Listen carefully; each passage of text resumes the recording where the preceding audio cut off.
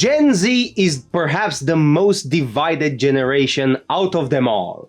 Two extreme ends with almost no middle ground between them. Yet, the two factions are self-sufficient, politically speaking of course, unlike their older counterparts like the Millennials, Generation X or the Baby Boomers. They will either be the ones who will save our civilization from this dystopian corporatist nightmare that we live in today, or they'll be the ones who will destroy civilization as we know it. The Zoomers are the first generation who grew up on the internet, making them susceptible to unfiltered information. Information regarding to World War II, history as a whole, politics, societal problems. And also they are the first generation to not be totally brainwashed into believing a certain event that you are not allowed to question. Zoomers are the first generation to figure out that propaganda is everywhere, and no one is immune to it,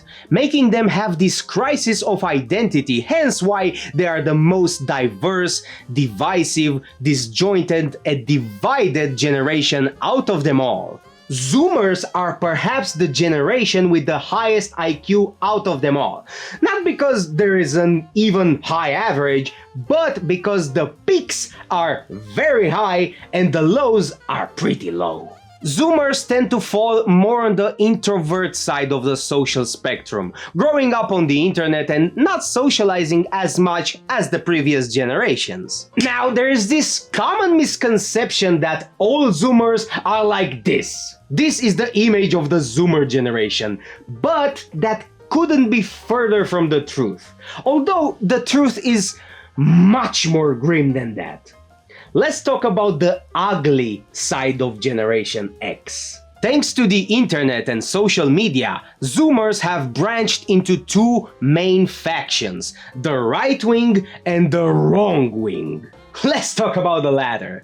The ugly side of Generation X can be described as the extreme woke progressive culture. They're the ones who believe that supporting the LGBT narrative, the climate narrative, and conforming to every single global trend makes them the resistance. When every single mega corporation and every single NGO and every single globalist organization like the World Health Organization, the World Economic Forum, and the European Union is pushing your worldview, your narrative, and your agenda, bro! You're not the resistance, pal! You are the establishment! The ugly side of Gen Z is this cult-like mentality when it comes to left-wing politics. There are Zoomers out there in the Western world, especially in USA, that believe in communism. I said the Western world because whose parents lived in the communist bloc know how it is to live under communism. Like my parents lived. Actually, let me tell you how you and your parents are so ungrateful for living under the glorious regime of Soviet communism. The wrong wing of the Zoomer generation are by far the most progressive, the most woke, the most degenerate, the most pro-abortion, the most pro-decadence, the most pro-indulgence. Basically, they are like the cult of Anton Levi. Levi. Why am I not surprised? They have this satanic dogma, literally this satanic dogma that they follow like blind sheep. They are so quick to attack Christianity for the simple fact that it exists. Yet, every other religion they unquestionably respect. Although they know nothing about that particular religion. And you know what I think the most disturbing aspect about them is? Is that besides the one that, yeah, we're brainwashed into accepting their programming, but most of them chose to believe this.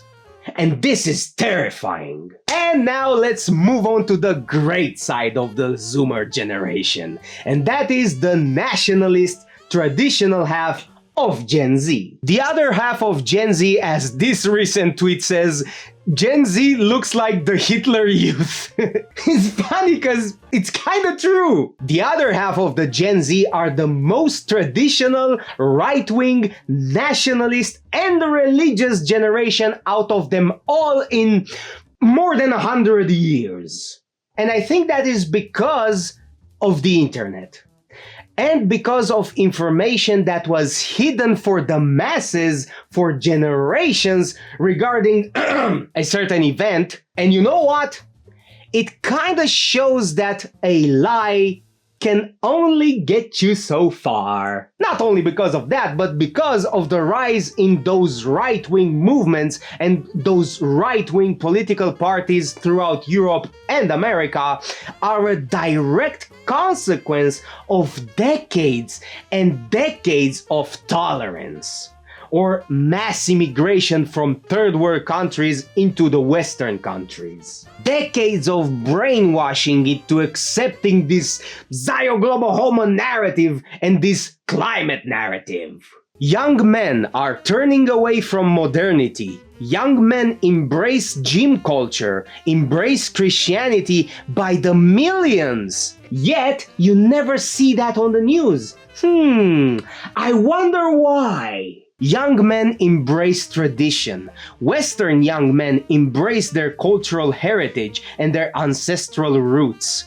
Young men are also embracing Stoicism, another trend that was sparked during the lockdowns from 2020. Young men are turning their backs on modernity because modernity failed them and failed civilization in the process. This phenomenon is a logical reaction to decades and decades of subversion, decades and decades of brainwashing, decades and decades of programming.